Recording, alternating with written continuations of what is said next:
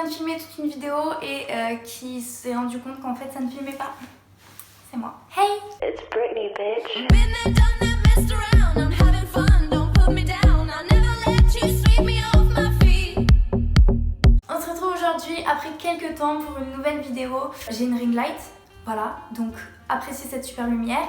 Je sais pas encore tout à fait gérer la hauteur, la lumière, etc. Ce sera mieux au fur et à mesure, je suis peut-être surexposée, mais tant pis, appréciez ma qualité de peau absolument incroyable, c'est faux.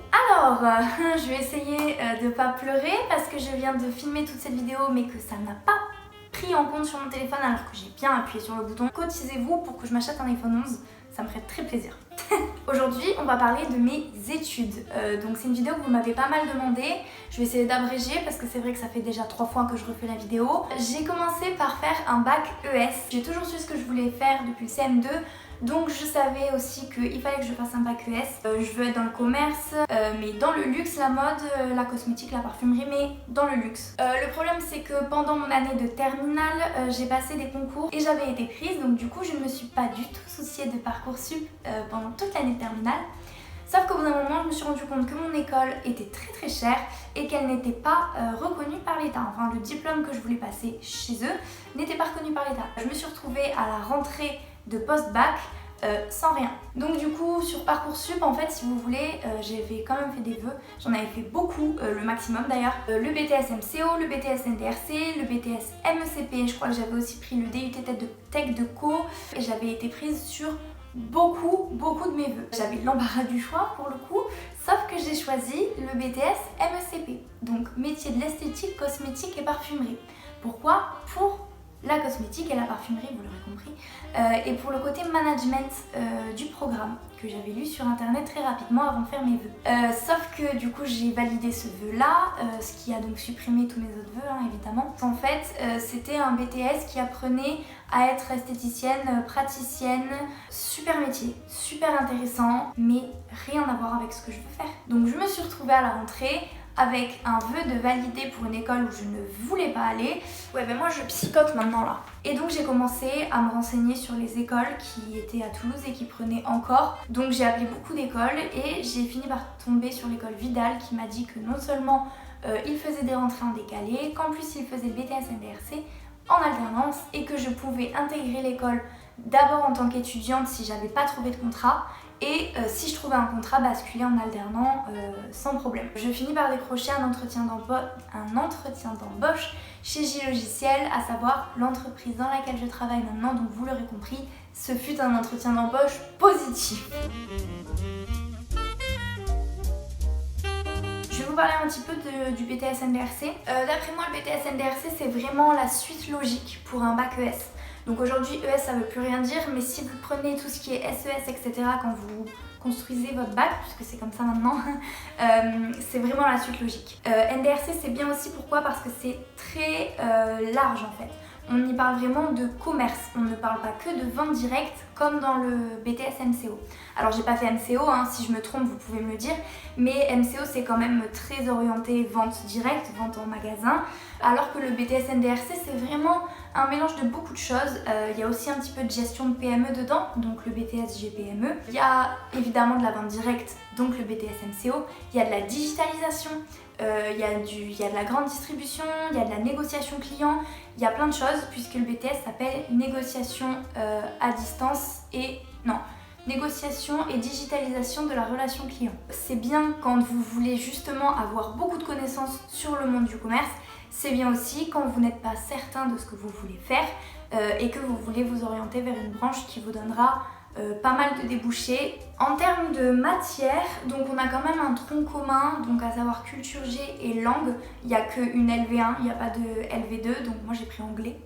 Après on va avoir des trucs un peu plus de spécialisation, donc on a une matière qui s'appelle culture économique, juridique et managériale.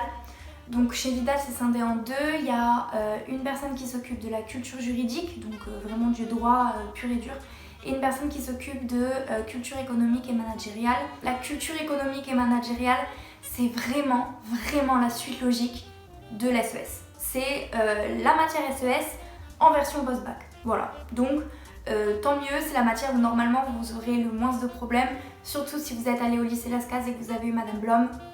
vous aurez aucun problème avec cette matière.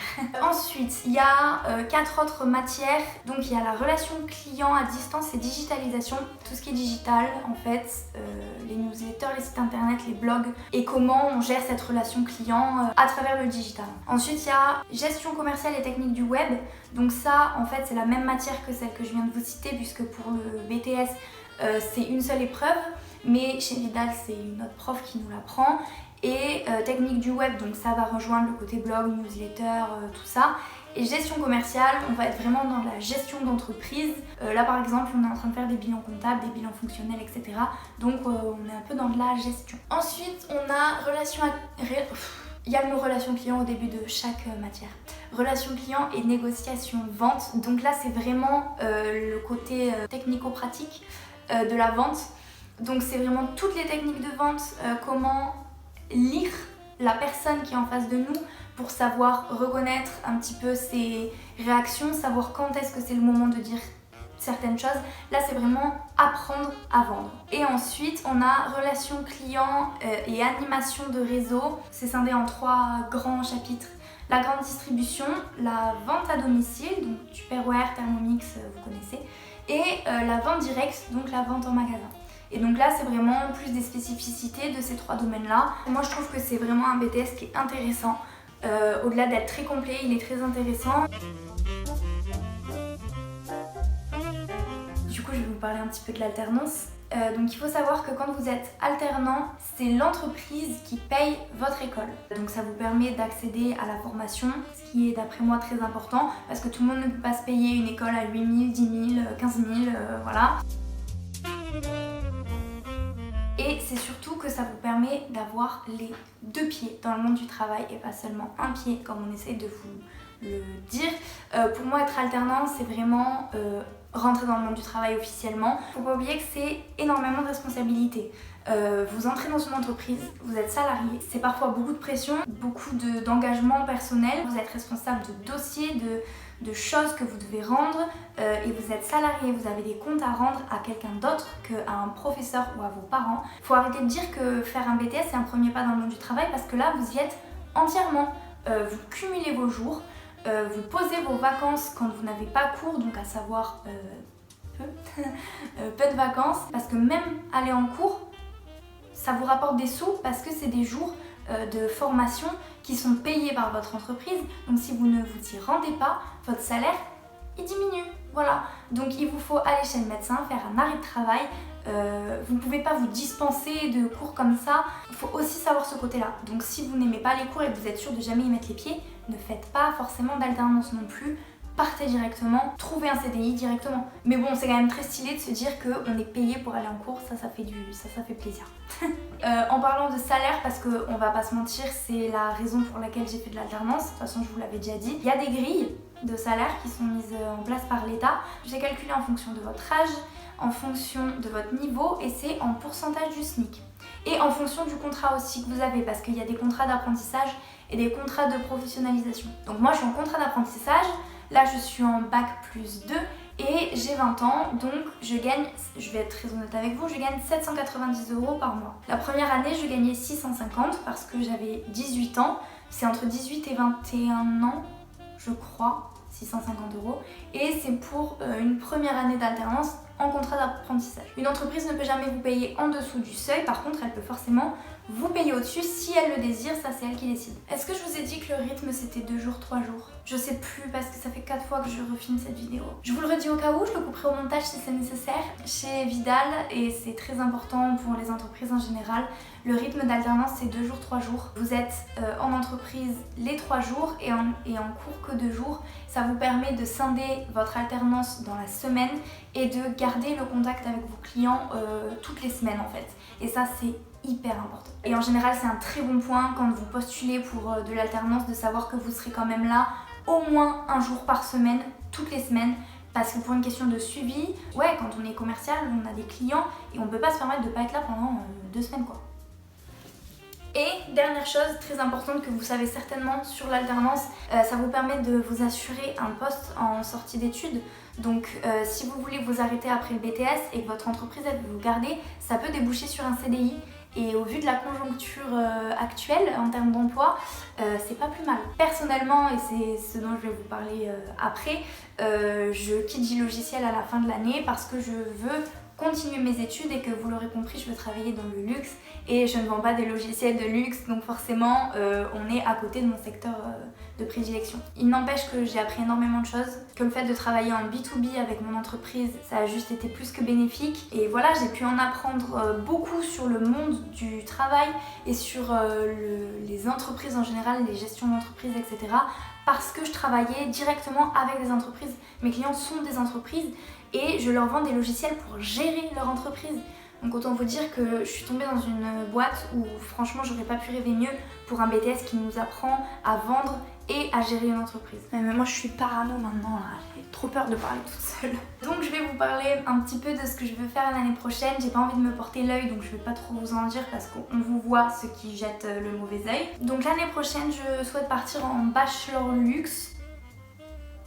Tu permets j'ai trouvé une école, je passe bientôt demain, mon entretien pour rentrer dans l'école officiellement quoi, s'ils choisissent de me prendre. J'intègre le bachelor dès la 3e année, parce qu'un bachelor ça se prend en post-bac normalement et ça dure 3 ans. Mais comme j'aurai déjà un BTS et que j'aurai eu 2 ans d'études de tronc commun, et que le bachelor 3e année c'est la spécialisation, je peux directement intégrer en 3e année, donc il me faut une alternance et de toute façon je comptais pas repartir sur un apprentissage sans alternance. On croise les doigts, on espère que ça va aller, on reste soi-même, on reste motivé, on reste déterminé, on monte ses capacités, on est souriante, on est sympa et ça va bien se passer. Je veux aller jusqu'au master en marketing du luxe, c'est mon objectif depuis le CM2, donc voilà, je ferai ce master c'est sûr. Et voilà, je vais arrêter de parler parce que sinon le montage va être très long. Je pense que j'ai déjà dit énormément de choses. Si vous êtes arrivé jusque là, bravo. Je vous remercie pour tout, pour les retours que vous me faites sur les vidéos, pour déjà avoir regardé ma vidéo. Si vous voulez mettre un petit commentaire, ça me fait toujours énormément plaisir. Enfin, ça me fait très plaisir de voir que ça plaît pas qu'à mon entourage parce qu'il commence à y avoir pas mal de petites têtes que je ne connais pas personnellement sur cette chaîne. Donc je suis très contente de vous accueillir, je suis très contente de savoir que vous m'écoutez. Et voilà, je vous fais des gros bisous et à la prochaine, bientôt je vous promets.